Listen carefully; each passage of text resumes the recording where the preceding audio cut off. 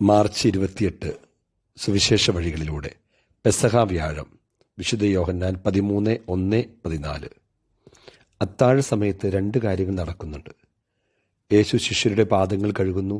യേശുവിനെ ഒറ്റിക്കൊടുക്കാനായി പിശാച് യൂദാസിനെ പ്രേരിപ്പിക്കുന്നു. അത്താഴം പങ്കുവെക്കലിൻ്റെയും കരുതലിൻ്റെയും സ്നേഹത്തിൻ്റെയും മേശയാണ്.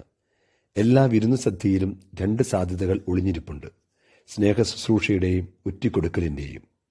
നിന്റെ അത്താഴവേളകളെ നീ എങ്ങനെയാണ് കൈകാര്യം ചെയ്യുന്നത്? സ്നേഹബന്ധങ്ങളുടെ വളർച്ചയ്ക്കുള്ള അവസരങ്ങളായി മാറുന്നുണ്ടോ? അതോ കലഹിക്കാനും ബന്ധങ്ങളെ തകർക്കാനുമുള്ള അവസരങ്ങളാക്കുകയാണോ? അനുദിന അത്താഴമേശകളെ സ്നേഹത്തിലുള്ള അവസരമാക്കി മാറ്റണം. ആഘോഷ അവസരങ്ങളിലെ വലിയ സദ്യകളെ സ്നേഹം പങ്കുവയ്ക്കാനുള്ള അവസരമാക്കാം. പെസഹായുടെ രണ്ടാം ഭാഗം മുറിച്ചു നൽകുന്നതിൻ്റേതാണ്. യേശു തൻ്റെ ശരീരം എടുത്ത് മുറിച്ചു നൽകി. രക്തമെടുത്ത് നമ്മുടെ പാപക്കടകൾ കഴുകി വെടിപ്പാക്കി. ആനുകാലിക ക്രൈസ്തവ ധർമ്മം എന്നാൽ അപരന് മുറിച്ചു നൽകുക, അപരന് ജീവന്റെ ഭക്ഷണമാകുക എന്നതാണ്. മനുഷ്യൻ രണ്ട് സാധ്യതകളെ ഇവിടെ തകർക്കപ്പെടുന്നുണ്ട്.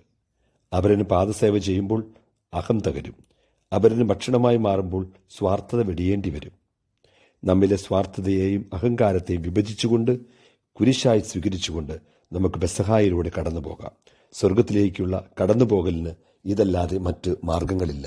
നമ്മുടെ കർത്താവ് യേശു മിശിഹായുടെ കൃപയും പിതാവായ ദൈവത്തിൻ്റെ സ്നേഹവും പരിശുദ്ധാത്മാവിൻ്റെ സഹവാസവും നാം എല്ലാവരോടും കൂടെ ഉണ്ടായിരിക്കട്ടെ, ഇപ്പോഴും എപ്പോഴും എന്നേക്കും. ആമീൻ.